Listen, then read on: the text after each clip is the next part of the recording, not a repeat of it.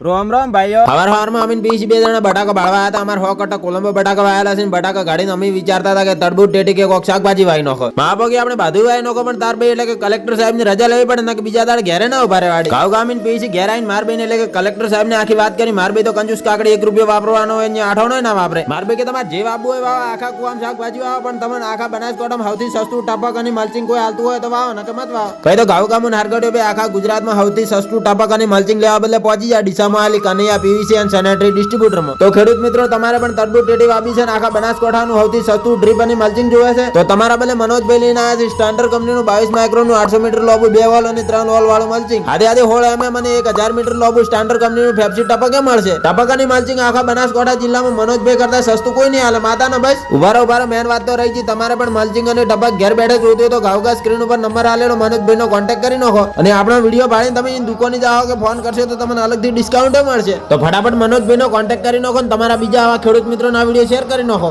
બોલો જય શ્રી સીતારામ।